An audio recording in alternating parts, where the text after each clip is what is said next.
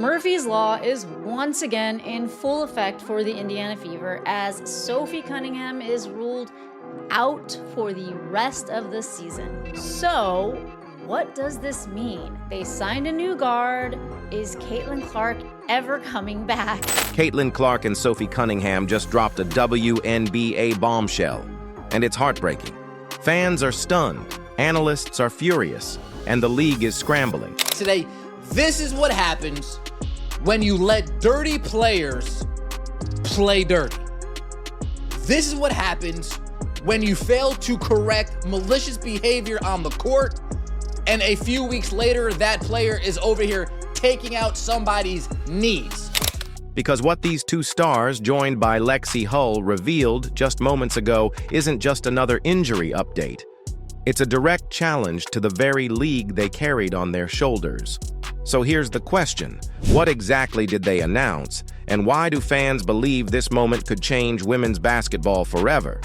Stay locked in, because we're about to break down the injuries, the silence, the betrayal, and the announcement that has the entire basketball world in shock.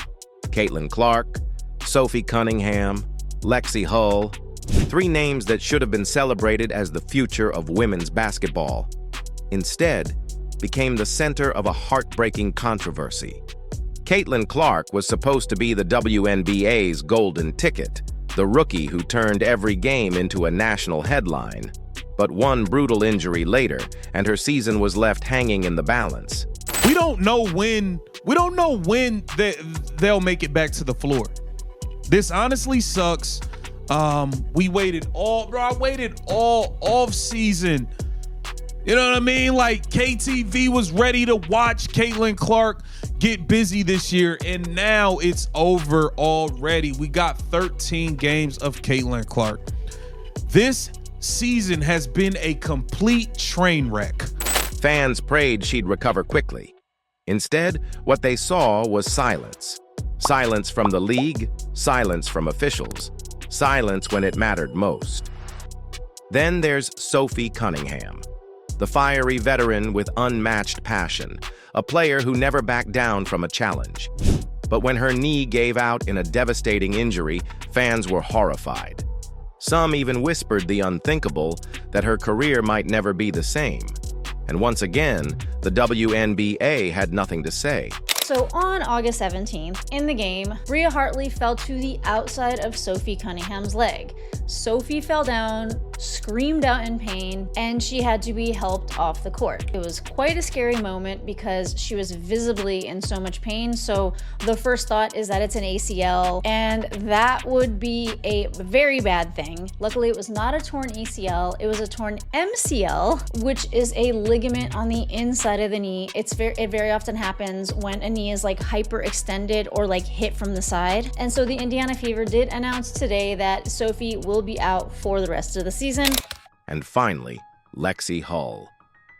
Tough as nails, always overlooked, but never afraid to put her body on the line.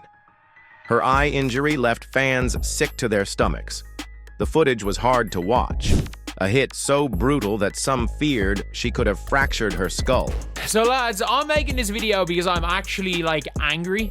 I am fully angry at the coaching staff, at the training staff in the Indiana Fever. I am actually angry. And this isn't angry on a fan level. This is angry on a human level. Lexi Hull should not have been allowed in the game. This is scary. And for all of you guys being like, oh, there was no concussion, the doctors, the training staff, they did a check. I'm sorry, they probably put their hand in front of her face and she was able to follow it with her eyes. Commentators demanded answers. Doctors were questioned. But the league, they looked the other way. 3 players, 3 broken bodies, and not a single word of accountability from the WNBA. She's injured too. Many believe that their injuries are a result of dirty play. Throughout the season, fans and WNBA players, they have been begging the league to crack down on dirty players. But the diva of Dump Divas, Kat Engelbert, She is either incapable or she is unwilling to protect her star players. And Uncle KC is having a very hard time understanding why. Imagine giving your blood, sweat, and heart to the game, only to be treated like you don't matter. That's how these women felt. They weren't just athletes. They were the faces of hope, the stars carrying the league's future. And when they needed support most, they were abandoned. If you're the WNBA, common sense would dictate that you do everything in your power to protect your star players. You do everything you can to protect your assets. But for some reason, this dump of a league seems to protect anonymous faces over the pretty faces. They protect the players who are injuring the players that people are paying to see. The frustration didn't just sit quietly behind the scenes. It built. It grew. Until finally, minutes ago, it exploded into the open. Sophie Cunningham, Caitlin Clark, Lexi Hull, 3 voices, 1 united announcement, and it shook the league to its core. They didn't hold back. They called out the WNBA's silence. They exposed what it feels like to be treated as disposable. And they declared, "We will not stay silent anymore." The internet erupted. Fans couldn't believe what they were hearing. Hashtags like Justice for Caitlin and Stand with Sophie started trending immediately. Comment sections flooded with outrage. People weren't just upset. They were furious. Sports analysts went off. Stephen A. Smith didn't mince words. He said, "If the WNBA wants respect, it starts with respecting its stars." Period. I'm not going to ignore, nor am I going to take my eyes off of what transpires with the WNBA over the next 2 weeks while Caitlin Clark is out with the quad strain. And the reason why is because, let me tell you something right now, I'm not going to go to word hate. I'm not going to be out there like RG3 was saying that Angel Reese hates Caitlin Clark or other players hate Caitlin Clark. But I will say this, I don't think it's specific about Caitlin Clark. I think it's what Caitlin Clark represents. See, it's through no fault of Caitlin Clark. Ended up as an all-star, ended up being 4th in the league in MVP voting, was the clear winner for Rookie of the Year. No competition whatsoever in that regard. When it was really all said and done, we know what she brings to the table. But people wanted to hate because why? You had a bunch of players in this league that watched this young white girl come along and take the league by storm. And they resented it because they saw the marketing prowess that she had. Even rival players joined in, quietly liking posts, dropping subtle messages of support, making it clear that this wasn't just about 3 women. This was about everyone in the league who felt ignored, undervalued, and unprotected. And the fans, they were heartbroken. They felt scammed, lied to, and used. They tuned in night after night to watch these stars shine, only to learn that behind the scenes, their well-being didn't seem to matter. Think about the contrast here. On one hand, Caitlin Clark had been hailed as the savior of the WNBA, the face of a new era. On the other, when her rookie season was derailed by injury, she was left to fight alone. Sophie Cunningham was praised for her toughness, her grit, her ability to inspire a team. But when her knee buckled and her career was in jeopardy, the league didn't even flinch. Lexi Hull played through pain that would sideline most athletes. Her eyes swollen, her face battered, her body screaming to stop. But instead of being protected, she was tossed back into the fire. And that's what made this announcement hit so hard. It wasn't just about injuries. It was about respect, about dignity, about the simple truth that these women are more than just dollar signs. The WNBA never wanted this story told, but now it's out. And the league can't hide from it anymore. This is where everything reaches a breaking point. The announcement wasn't just a press release. It was a declaration of war, a player versus league showdown unlike anything the WNBA has faced before. And the questions started pouring in immediately. Would Caitlin Clark, Sophie Cunningham, and Lexi Hull walk away from the WNBA entirely? Would they demand sweeping reforms before ever stepping back on the court? Or would this moment spiral into the biggest player rebellion women's basketball has ever seen? Fans don't know the answer yet, but they do know one thing. The silence is over. The heartbreak of Clark's injury, the devastation of Cunningham's knee, the trauma of Hull's eye. Each moment revealed the same painful truth. The league failed to protect its stars, and now those stars are refusing to be quiet about it. Think about the weight of this. Caitlin Clark was supposed to inspire millions with her rookie season. Instead, her defining moment may now be standing up against the league that failed her. Sophie Cunningham was admired for her grit, and that grit is now fueling her fight for change. And Lexi Hull? Her resilience has become a symbol for every overlooked player who deserved more respect. This isn't just about 3 athletes anymore. This is about the future of women's basketball. And make no mistake, this moment has already changed everything. Fans are demanding answers. The media is locked in. Analysts are calling it the league's biggest crisis yet. And with players uniting, the WNBA can't stay silent forever. So here's the bottom line. Caitlin Clark and Sophie Cunningham didn't just drop a bombshell, they lit a fire. And whether that fire forces change or burns the league from the inside out, depends on what happens next. If you believe these women deserve justice, drop justice for Caitlin, Sophie, and Lexi in the comments right now. Let the league know the fans are watching, because the next chapter in this story could decide the fate of the WNBA itself. So, as expected when it comes to Sid Colson and anyone in the WNBA, when it comes to all of them, once you joined the Indiana Fever, the old WNBA fans that loved you, they adored you, they called you the face of the league. But once you joined the Indiana Fever, that is over. That's over. Caitlin Clark is furious. After the WNBA slapped her Indiana Fever with shocking fines, Clark finally broke her silence, and her words sent shockwaves across the league. Hey, yo, please tell me y'all saw Caitlin Clark, the GOAT. Y'all saw Caitlin Clark crash out on the bald head ref last night. Please tell me y'all saw this. And she had every right to. Listen, Caitlin Clark spazzed on the referee last night, and I'm not mad about it. I see a lot of the haters talking about, oh, she be doing too much with the man. Mind your business.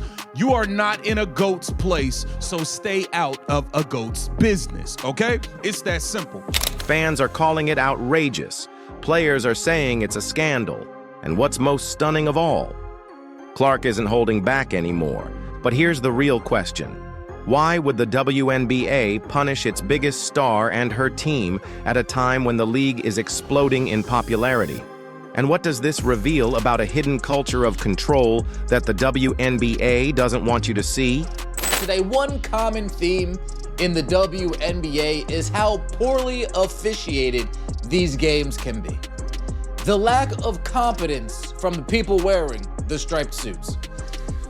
Every time I watch a WNBA game, a thought crosses my mind when it comes to the officials, and that thought is, how much money do you have on this game? What prop bet did you place prior to suiting up tonight? What's the over/under, and are you concerned with a specific outcome? The officials in the WNBA, yes, they're incompetent, yes, they're trash, but it always seems like there's some shady, they're so bad and so incompetent, it seems like there's shady business taking place behind the scenes. It all began during a heated matchup between the Indiana Fever and the Los Angeles Sparks. On the surface, it was just another game on the schedule, but the tension on the court told a very different story. Kelsey Mitchell, known for relentlessly attacking the basket, was hammered on drive after drive. Defenders grabbed her, shoved her, even yanked her midair. The crowd saw it. The commentators saw it. The Fever bench saw it. But the one group that refused to see it? The referees. The officiating was awful last night. I don't know what was going on in that Los Angeles Sparks Indiana Fever game, but the officiating was flat out trash. The LA Sparks got every single call imaginable, and it was just noticeable, to the point you got Caitlin Clark running on the floor, ready to crash out on a ref in the middle of the game, to the point where it's obvious. It's obvious. It's like the fix was in. The fix was completely in. So the WNBA needs to do something about this. Kathy Engelberg, you need to get a hold of what's going on here. The officiating Kelsey Mitchell getting knocked around like a damn pinball, shoots 4 free throws. As the no calls piled up, frustration boiled over. An injured Caitlin Clark, forced to watch from the sidelines, leapt to her feet and screamed, "Call it! Call it!" Now, just because Caitlin Clark's not playing doesn't mean she's not paying close attention to some of these referees when she's on the bench. And last night against the Los Angeles Sparks, she let my guy Agon Abazi, yeah, that's right, I know this guy's first name and last name. Angela Suffron, I know your first name and last name too. The fact I know these officials by name, that's a little bit concerning within itself. Let's take a look at Caitlin Clark crashing out at a WNBA referee. What's new? What's new? What's new? Oh, there's Aaliyah. You gave them every chance to win. If you look at this in slow motion, you can see Caitlin Clark clearly smiling in confusion, smiling in, did that really just happen? Smiling in, you sly W. And she says, she points at the other team, you gave them every chance to win. Oh, goodness gracious. Her voice cut through the arena, raw with anger. Her teammate Lexi Hull protested too, and the refs instantly slapped her with a technical foul. Yeah, school did just start. Mitchell, meanwhile, doesn't let it deter her. And we're going to get a technical foul here against Indiana. So Mitchell gets the bucket, but Lexi Hull called for a technical foul from the bench. Think about that. A blatant foul goes unpunished, but questioning the injustice earns you a penalty. The message was crystal clear. Silence your frustration or pay the price. By the end of the game, fans were asking the same thing Caitlin was. Who were the refs really protecting? The officiating is flat out atrocious. Everybody else is getting calls. I think it's ridiculous. Just the fact that Aaliyah Boston shot 0 free throws tells you everything in itself. Let's take a look at Caitlin Clark losing it on these referees. Sydney Colson chimed in. There was a lot going on. If the chaos on the court wasn't enough, the real bombshell came after the game. Fever guard Sydney Coulson, sidelined with an injury, took to Twitter and let loose. She wrote, "At a certain point in the league's existence, I'm a need for Kelsey Mitchell to get the same whistle as other stars. The way she gets assaulted is insane. I've considered roping my sister in to pursue charges. That tweet alone would have rattled the league." Okay, this is kind of where everything started at with Sydney Colson. So this is the timeline here. Let me get this pulled up here. This is interesting. I didn't know she said all that today. Okay, this is interesting here. She started off last night by saying, at a certain point in the league's existence, I'm a need for Kelsey Mitchell to get the same whistle as each other stars.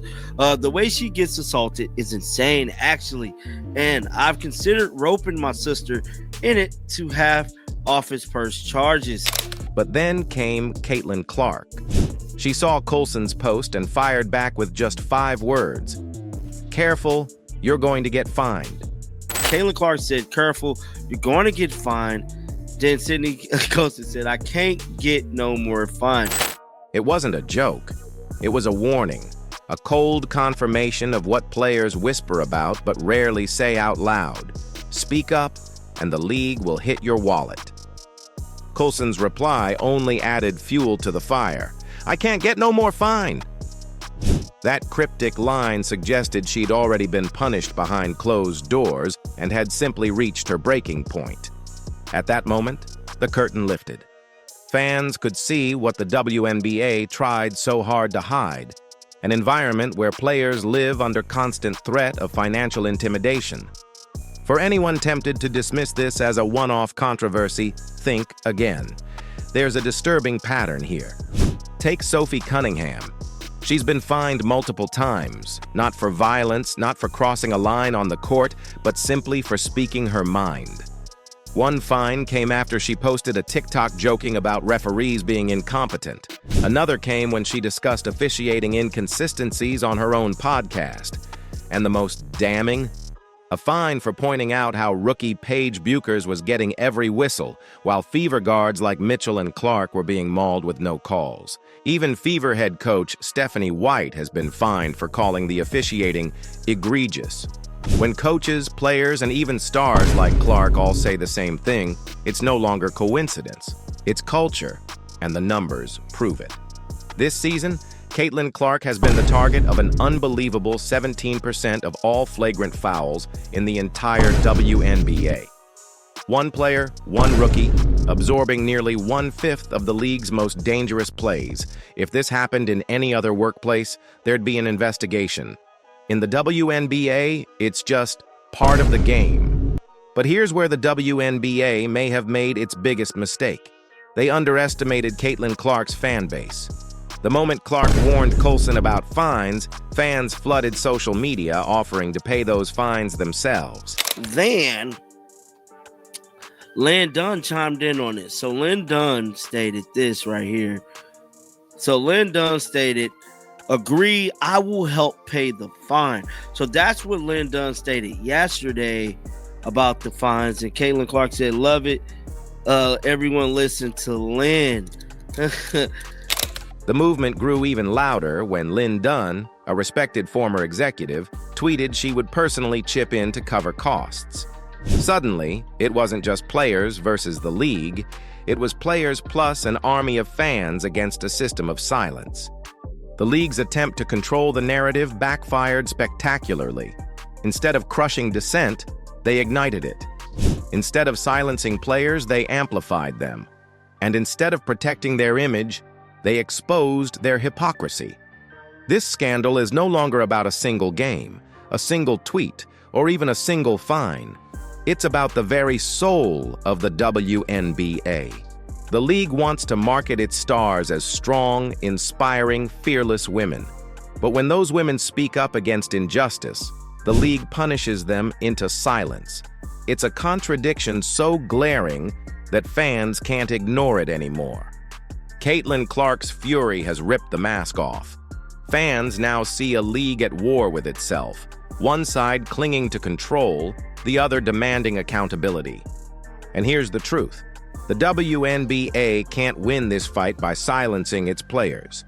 The growth of the league, the ratings, the sellouts, the headlines, didn't come from the front office. It came from Caitlin Clark, from Angel Reese, from Kelsey Mitchell, from the players who risk everything on the court. By trying to muzzle them, the league is only fueling a rebellion, one that could reshape women's basketball forever. Caitlin Clark's fury isn't just a reaction to a fine. It's a warning shot, a declaration that the days of silence are over. The players are ready to fight back, and this time they've got millions of fans standing right beside them. So what do you think? Did the WNBA cross the line by fining the Indiana Fever, or are Clark and her teammates exposing something much bigger? Drop your thoughts in the comments. I want to hear from you. And if you're still watching, comment "Clark fights back," so I know you made it to the end. Because this story, it's just getting started.